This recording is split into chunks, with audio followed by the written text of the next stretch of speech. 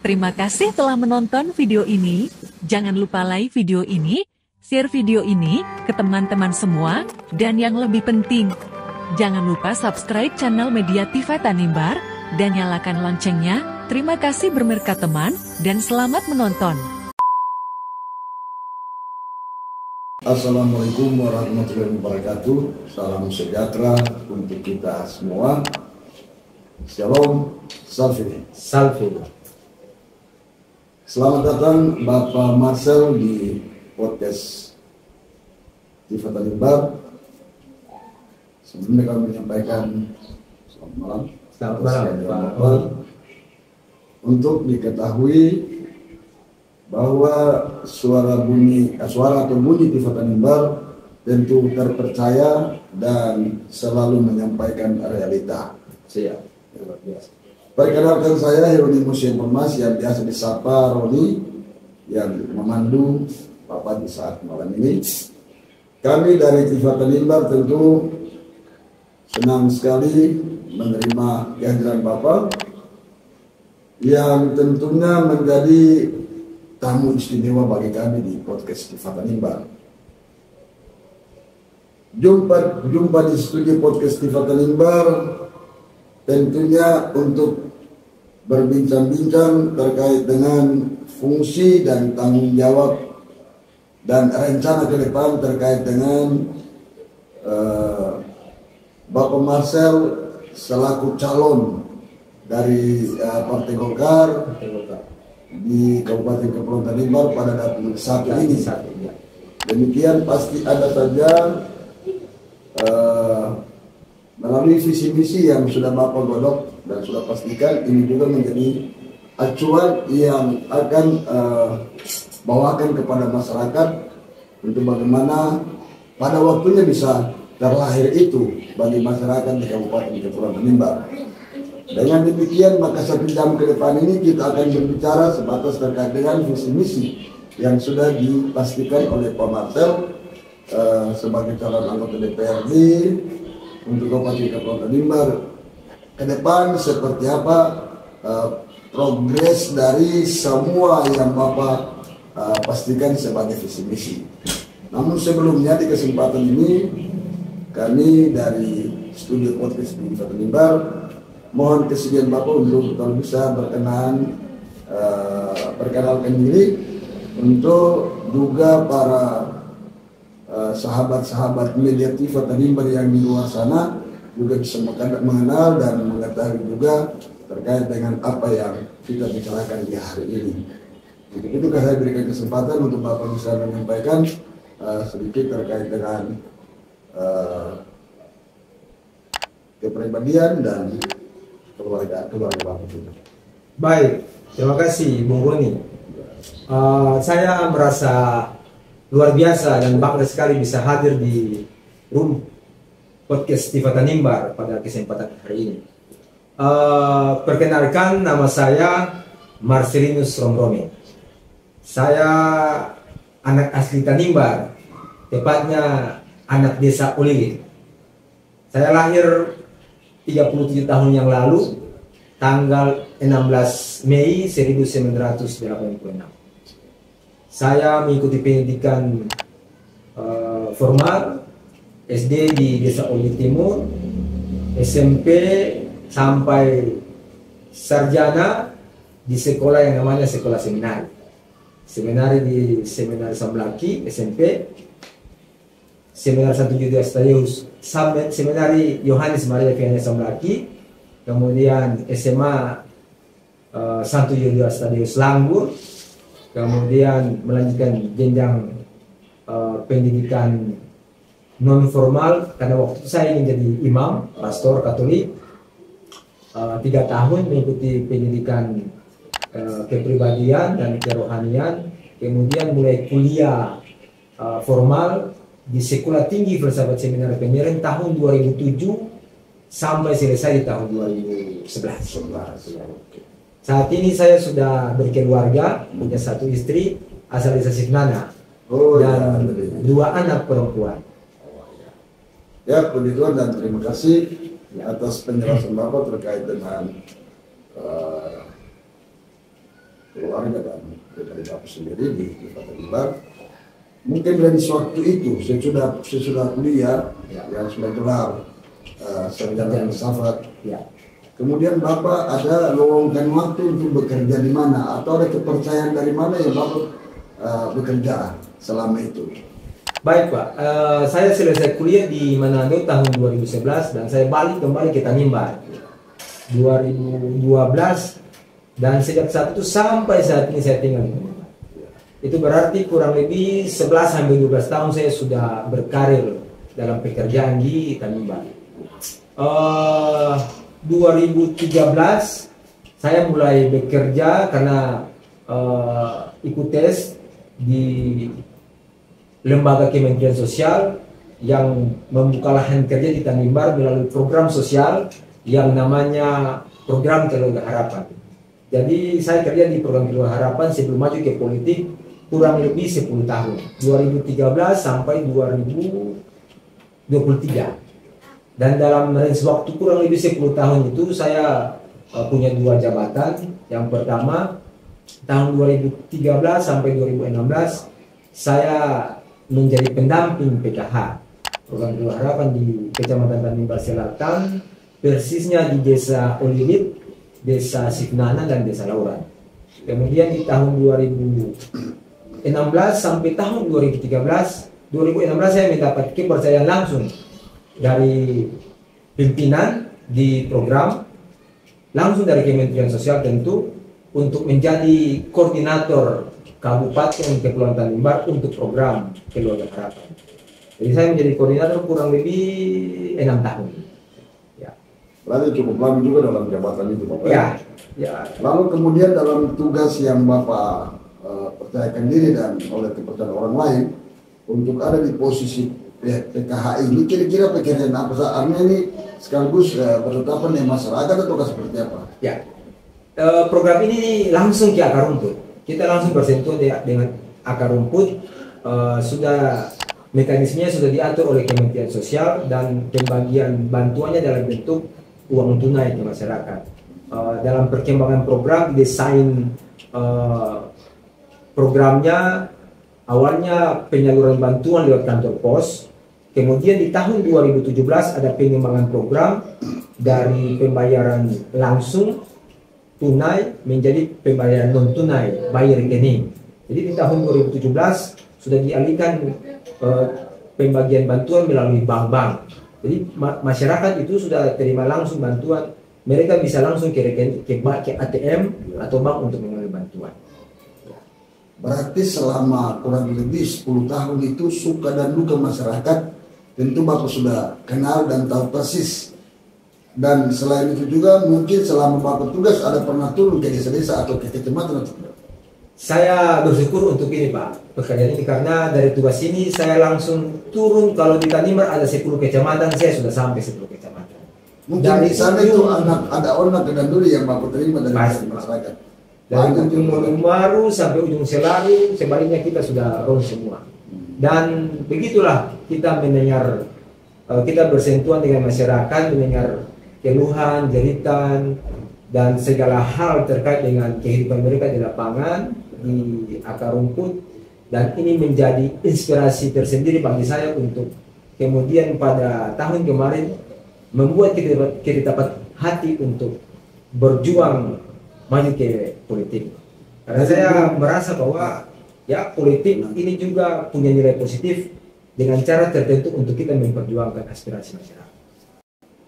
Mungkin saja dari pikiran-pikiran atau dari masukan-masukan dari masyarakat yang Bapak pernah kunjungi, dan itu mendorong pikiran atau mendorong perasaan untuk bisa melepaskan itu. Ya sebenarnya dalam posisi hidup ini sudah ada pelayanan kehidupan sebenarnya, tapi Bapak rela mundur dari situ untuk bisa maju di sini untuk bagaimana melihat secara keseluruhan masyarakat di negeri ini. Ya, tentu ini menjadi pergumulan tersendiri bagi saya. Kalau mungkin kita memikirkan kepentingan pribadi, saya misalnya, ya piring makan saya sudah siap. Ya, bahkan saya sudah menggunakan ini kurang lebih 10 tahun. Ya, tapi saya berpikir bahwa hidup ini harus meningkat, harus berkembang. Kebaikan untuk orang lain jangan hanya terbatas di situ. Kalau memang kita masih punya kesempatan untuk kasih lebih karena potensi yang Tuhan berikan, ya kenapa tidak? Dan saya kira ini waktunya. Ya, kebetulan tahun ini kita ada dalam masa pemilihan umum, dan setelah melihat potensi sana sini, kemudian mempertimbangkan keterlibatan kita dalam pelayanan kepada masyarakat, terutama di bidang sosial, saya ya pikir dan kemudian menjadi keyakinan bahwa dengan cara ini kita juga mampu memperjuangkan masyarakat, kepentingan masyarakat, terutama yang masyarakat kurang mampu, yang kecil, untuk mereka mendapatkan hidup yang lebih layak. Kemudian saya pikir ini bincang-bincang kita dari sisi pribadian dan sisi tugas. Ya mungkin sekarang kita masuk sedikit ke dalam terkait dengan perjalanan politik terkait dengan Bapak maju sebagai calon ini. Saya pikir bahwa partai di Kabupaten Kepulauan Tanimbar ini atau disahkan oleh negara kita di Indonesia itu ada kurang lebih ada 18 partai. Ya. Kira-kira Bapak ambil Golkar ini ada dorongan apa atau ada motivasi apa sehingga Bapak bisa terlibat dalam Partai Golongan Karya sebagai calon dari Partai Golongan Karya ini? Ya. Kalau di Indonesia, setahu saya bukan hanya 18 partai, Ya. kurang lebih 24. Ya. Cuma di Tanimbar di kabupaten kita yang terlibat dalam politik tahun ini ada 18. Ya. Kenapa saya pilih Partai Golkar? Iya.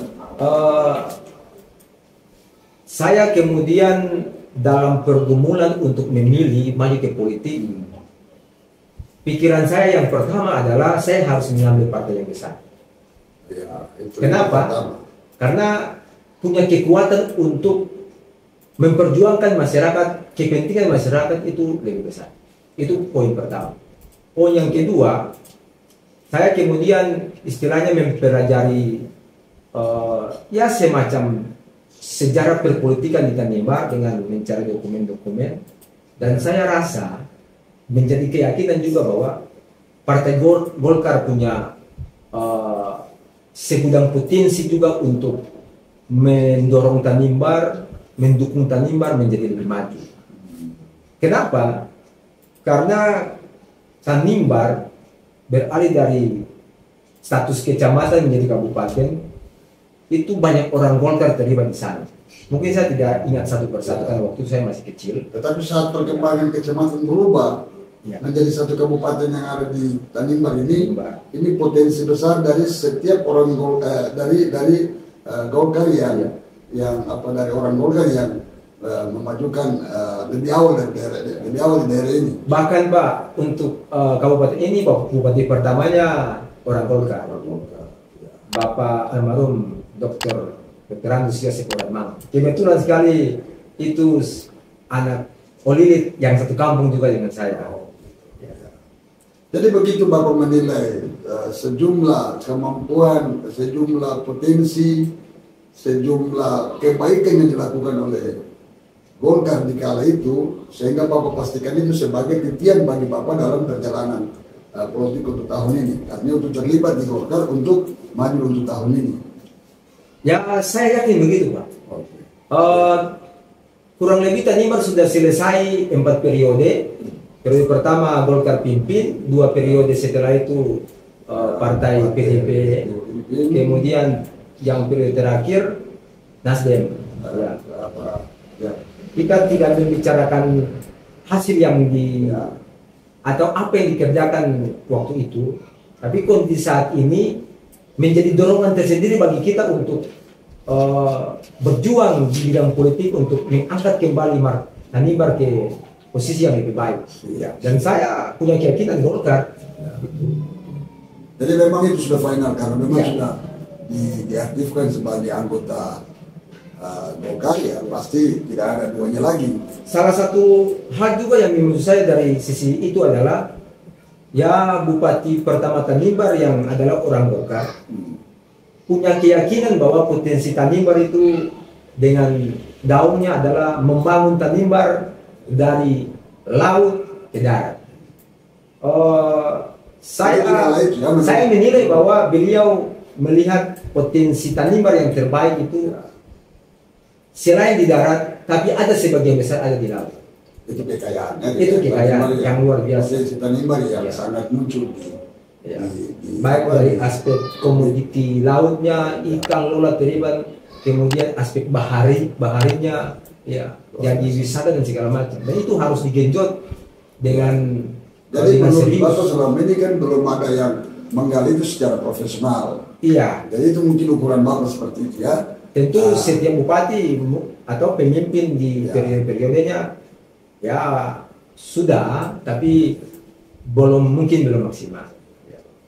Nah, maka kita masuk lagi terkait dengan visi misi Bapak yang sudah dipastikan untuk melangkah ke depan. Saya garis bawahi beberapa hal mendasar saja yang perlu Bapak bisa jabarkan terkait dengan yang pertama visi itu terkait dengan ada amanah, ada kejujuran, mungkin ada transparansi. Seperti apa kira-kira Bapak melakukan itu? Baik, Pak. Saya ketika mencoba merumuskan visi saya, ya saya lihat pertama-tama untuk saya, apa yang harus saya tetapkan dalam hati untuk menjadi kekuatan bagi saya untuk bisa berbuat kalau nantinya dipercayakan oleh masyarakat. Dan saya memilih 3 kata. Tapi itu harapan dipercayakan itu. Saya yakin, Pak. Ya, siap. Dan saya memilih 3 kata kunci. Yang pertama jujur, yang kedua amanah, dan yang ketiga transparan. Ini bukan berkaitan dengan siapa-siapa. Ini berkaitan dengan saya. Artinya saya harus baik dulu, saya harus menjadi karakter yang kuat dulu, baru bisa memperjuangkan kepentingan masyarakat. Bagaimana kita memperjuangkan kepentingan banyak orang, sementara kita saja dalam hal karakter misalnya kita belum sempurna. Saya bukan berarti saya menjadi orang yang sempurna, bukan, tapi untuk saya poin penting untuk memperjuangkan kepentingan banyak orang adalah mulai dari kita. Baik, terima kasih Pak Marcel, calon anggota DPRD Kabupaten Kepulauan Tanimbar pada Dapil 1. Kami sangat bangga dengan penjelasan yang disampaikan Bapak. Nah, ini sepertinya tadi saya bilang ada jujur, amanah, dan dua hal lainnya. Seandainya, tanda kutip ya, seandainya di dalam ini suara kepercayaan. Kemudian di dalam itu ada permainan sedikit menyimpang dari apa yang Bapak punya visi misi, itu sikapnya seperti apa? Ya, ini soal pertarungan ketetapan hati. Makanya tadi saya bilang soal visi saya adalah karakter yang dibangun. Kalau saya berbicara tentang visi model begitu, model seperti itu, ya saya memastikan bahwa ketika ada sesuatu yang misalnya menyimpang, tentu saya tidak ikut, Pak. Saya pastikan saya tidak ikut. Apalagi yang menyimpang dari kepentingan masyarakat. Jadi kalau dalam forum-forum tertentu itu, kalau sudah di luar dugaan Bapak berarti pasti olah. Ya. Terima kasih. Dari sejumlah pengalaman yang Bapak terima dari pihak tenaga pihak PKH kemarin, yang Bapak sudah bisa pastikan dalam satu visi yang dari awal bicara, ada saya garis bawahi juga. Apa saja yang Bapak akan lakukan terkait dengan mewujudkan memperjuangkan aspirasi masyarakat. Nah, ini karena pengalaman yang Bapak hadapi tentu saja Bapak sudah tuangkan dalam visi Bapak. Nah, yang pertama tadi kita bicarakan, yang kedua ini terkait dengan bagaimana cara Bapak bisa perjuangkan hak rakyat ini. Baik, Pak, mungkin tentang itu ya kurang lebih yang saya rumuskan dalam misi saya. Kurang lebih ada 5 poin. Yang pertama sekali saya yakin bahwa yang harus menjadi cara saya untuk memperjuangkan aspirasi masyarakat adalah meningkatkan kualitas saya. Kalau memang saya dipercayakan. Kualitas dalam arti apa? Dalam fungsi legislatif, fungsi anggaran dan fungsi pengawasan. Saya kira ini poin penting. Kalau memang saya dipercayakan, mau tidak mau, suka tidak suka, ketika kepercayaan itu diberikan kepada saya harus belajar setiap saat untuk menguasai ini. Itu harga mati. Jadi 3 poin penting yang ada di legislatif. Ya. Itu tentunya Bapak akan dominan untuk melakukan semua itu. Ya. Seperti tadi disampaikan, seperti pengawasan dan lain-lain itu terkait dengan pelayanan kepada masyarakat. Ya. Jika kalau itu dia tidak sampai tidak tepat sasaran, itu pasti Bapak punya hak mutlak untuk membela atau mendukung, memperjuangkan itu. Itu kewenangan, saya kira itu kewenangan wakil rakyat. Ya. Ya. Kemudian ya kalau untuk yang kedua, saya melihat sektor unggulan Tanimbar ya, dengan mengacu pada potensi Tanimbar yang sudah dirumuskan oleh Bupati yang pertama. Ya. Untuk saya sektor unggulan Tanimbar ada di dua aspek, yakni perikanan, dalam hal ini bidang kelautan. Dari kepedulian dari visi misi yang ada kepedulian di situ Ya. sudah tertuang di dalam misi Ya. yang Bapak akan jelaskan. Ya. Jadi kira-kira dua potensi apa itu yang sebenarnya? Potensi perikanan dan pertanian. Untuk saya bidang perikanan misalnya gini. Kalau kita lihat potensi Tanimbar, ada permasalahan yang saya coba gambarkan, paling tidak di seputaran kota Samblaki. Menjadi pertanyaan, gambaran bagi saya adalah ketika basudara kita yang datang dari luar tinggal di Tanimbar, basudara Bugis Buton Makassar, nilai-nilai BBM itu kalau tidak melaut, taruhlah 1 minggu atau 1 bulan, kita susah ikan di kota Samblaki. Itu menjadi pertanyaan saya. Berarti kita belum menggarap dengan baik potensi laut kita. Paling tidak meningkatkan kualitas dari nilai-nilai kita. Berarti dari pandangan Bapak terkait dengan orang-orang luar yang sementara mencari di sini, Ya. dari kalau mereka ini berhenti melaut, berarti susah ada orang lokal lagi, maka pasti kita harus yang makan ikan.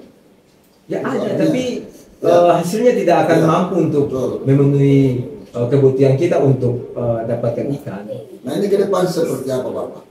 Jika ada kepercayaan masyarakat di negeri ini Ya. dalam memastikan yang Bapak bayangkan ini bisa buktikan ya? Ya, saya kira harus ada kerjasama yang baik antara pihak legislatif dengan pihak birokrasi. Dalam hal ini ya kita bilang saja misalnya kepala dinas perikanan, ya kita harus mencari jalan keluar seperti apa untuk meningkatkan juga potensi nilai kita di Tanimbar, asli Tanimbar untuk kebutuhan ikan di misalnya di sekitar kota Samblaki tidak hanya bergantung kepada nilai-nilai yang luar. nilai-nilai yang luar. Ya. Jadi Bapak yakin benar bahwa yang ada sekarang ini hanya nilai luar, tapi dari dalam ini sangat terbatas sekali. Ya. Ya. Pikiran saya begitu Pak. Ya. Nah maka itu pikiran Bapak terkait dengan laut ini akan menjadi tren nanti jika kepercayaan ini diyakinkan ke Bapak. Ya. Maka itu satu-satunya misi Bapak ini perlu diunggulkan pada waktunya. Ya. Sebenarnya contoh ini hanya salah satu contoh. Ya, itu maksudnya. Contoh dari aspek perikanan saja. Kita juga bisa ambil contoh-contoh yang lain. Misalnya contoh meningkatkan dari seri perikanan atau kelautan ya aspek wisata kita harus kembangkan. Ya. Mungkin ada tambahan pikir terkait dengan pembahasan ini terkait dengan laut, kekayaan laut ini. Tadi saya bilang itu Pak. Contohnya tadi kan soal potensi ikan.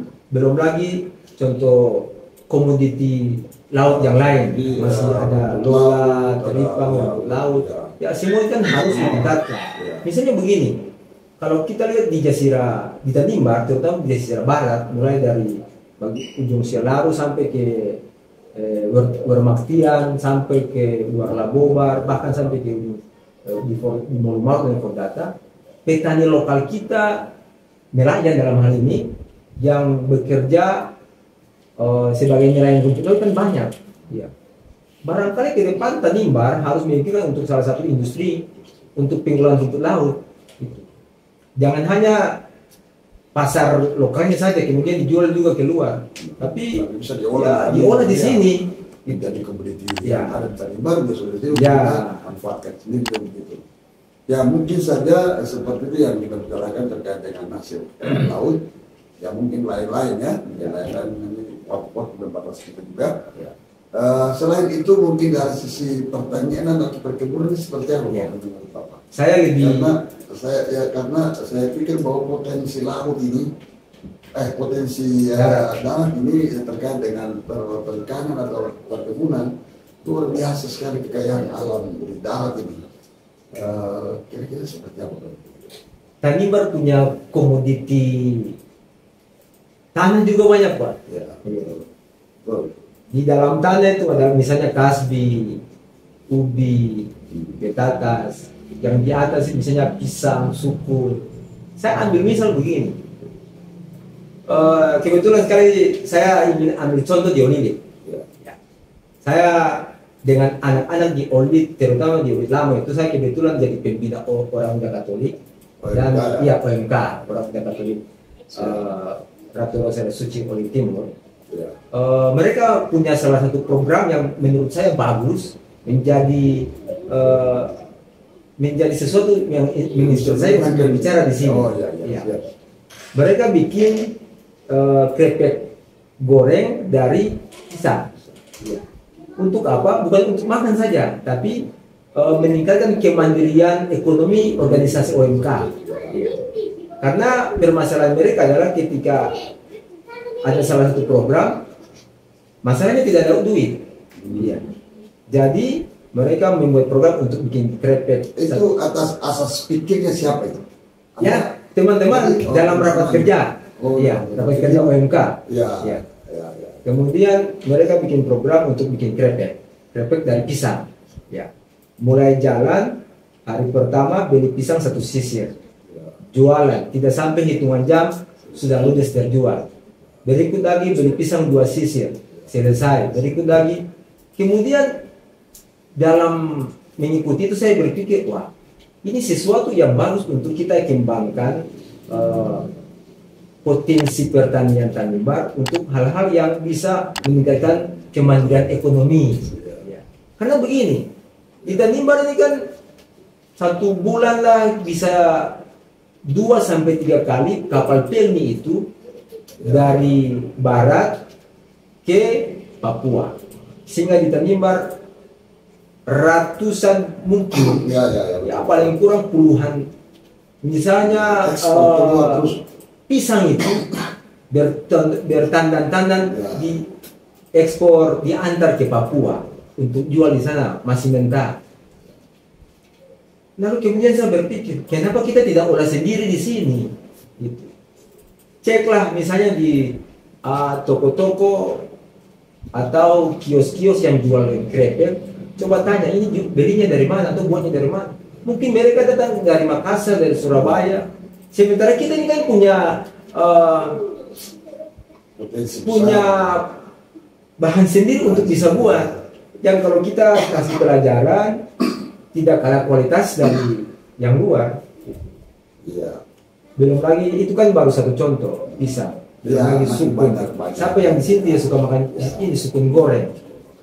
Belum lagi yang lain. Jadi ini menjadi motivasi Bapak yang pada waktunya ada kepercayaan itu diberikan, maka pasti saya ingin mendorong ini. Baik. Selain itu coba bisa Bapak sampaikan saja yang tergambar dari visi Bapak itu kira-kira ada 5 visi misi itu kira-kira seperti apa, coba Bapak sampaikan. Ya, bisa disampaikan secara keseluruhan. Ada hal juga yang saya sampaikan yang saya rumuskan dalam misi saya adalah soal upaya untuk mengentaskan masalah kemiskinan ekstrim di Tanimbar. Oh iya. Iya. Kebetulan saya ini kan tadi disampaikan di perkenalan, saya ini latar belakang pendidikan sosial dan kita terlibat langsung dalam upaya itu, dan saya ingin untuk mendorong juga untuk percepatan penurunan angka kemiskinan di Tanimbar. Ya. Dan saya kira ini menjadi salah satu care saya juga ketika kalau dipercayakan untuk menjadi anggota dewan. Ya. Jadi kemiskinan ekstrim dan miskin ini juga jadi prioritas. Jadi prioritas saya. Bapak. Ya. Ya. Saya minta coba Bapak bisa baca secara keseluruhan terkait dengan visi Bapak yang sudah misi saja. Ya, misi saya ada 5, saya izin baca. Yang pertama, meningkatkan kualitas fungsi legislasi, fungsi anggaran, dan fungsi pengawasan. Ya. Yang kedua, menjadi dasar juga. Ya, awal. ini untuk saya ini harus pertama. Ya, harus pertama. Ya. Betul. Yang kedua, mewujudkan kesejahteraan masyarakat Tanimbar di sektor pertanian. Tadi saya kasih dalam kurung perkebunan dan perikanan. Kemudian yang ketiga, memperjuangkan aspirasi rakyat Tanimbar dalam merancang kebijakan pemerintah yang berpihak pada rakyat. Kemudian yang keempat, mendorong kebijakan pemerintah untuk mengentaskan masalah kemiskinan ekstrim di Tanimbar melalui program-program yang berpihak pada masyarakat kurang mampu. Kemudian yang kelima, meningkatkan tata kelola pemerintahan dengan membangun jaringan mitra dengan pemerintah menuju pemerintahan yang jujur, amanah, dan transparan. Baik, melalui lima butir yang adalah ditetapkan sebagai visi, tentu saja sudah menjadi darah daging. Jika ada kepercayaan tetap jalan secara normal. Saya pikir ini sudah tidak bisa kita ragukan lagi. Mungkin dari hasil dari akhir dari perjumpaan kita atau dari wawancara kita bincang-bincang kita di saat ini, mungkin ada harapan apa yang perlu disampaikan ke masyarakat atau ke publik Tanimbar terkait dengan info kita di mana. Ya. Kalau soal harapan, saya mungkin melihat ini mulai dari kondisi Tanimbar saat ini. Ya, paling tidak hampir semua masyarakat yang kita jumpai, mereka akan mengakui bahwa hidup saat ini semakin susah. Cari uang setengah mati. Itu yang pertama. Kemudian yang kedua, kondisi istilahnya pemerintahan juga yang ya belum begitu stabil. Ya, rekan-rekan kita, saudara-saudara kita yang ada di lingkungan pemerintahan, kantor-kantor juga ya kurang lebih punya keluhan yang sama. Tapi saya mau bilang bahwa jangan putus asa. Jangan putus asa. Yakin bahwa kata-kata Kartini habis gelap terbitlah terang. Yakin bahwa makin dekat. Dan saya sebagai caleg politisi milenial dari Tanimbar yang saat ini berjuang untuk Tanimbar melalui event politik, ingin bilang bahwa Tanimbar akan satu waktu keluar dari kondisi ini. Dan sebagai kader Golkar, saya mau bilang kepada masyarakat semua bahwa jangan ragu. Karena apa itu yang dibilang kader Golkar? Ya, jangan ragu karena Golkar tetap ada juga untuk berjuang demi kepentingan rakyat. Dengan ada giumnya, Golkar menang, rakyat sejahtera. Ya. Terima kasih Pak Marcel adalah sebagai calon anggota DPRD Kabupaten Tanimbar dan Dapil 1. Kami menyampaikan penghargaan dan terima kasih. Sesuai dengan harapan yang ada dari kami Kifa Tanimbar perlu menyikapi bahwa harapan-harapan yang disampaikan oleh calon kita dari calon DPR kita dari ya secara khusus dari Unit Dapil 3 di Kabupaten Kabupaten di Dapil 1 di golongan dari golongan karya. Ini sudah jelas dan terbuka terkait dengan visi dan misinya. Ini diharapkan kiranya dapat dicerna secara baik untuk menyampaikan atau untuk memberikan pilihan. Ya, ini perlu sasaran. Ini diharapkan supaya apa yang disampaikan oleh Bapak saudara kita yang sudah benar-benar dipastikan untuk masuk dalam bursa ini, itu setiap masyarakat juga harus menerima, mendengar, menerima, dan bagaimana menganalisa apa yang kita bincang-bincang saat ini menjadi pilihan Anda pada waktunya. Terima kasih saudara semua untuk masyarakat Kabupaten Kendal, Kabupaten Imbar. Senantiasa kita selalu diberkati dan pilihan pada waktunya harus tepat sasaran. Siap. Terima kasih Bapak. Terima kasih Wahyu Seberkati. Pak Arun.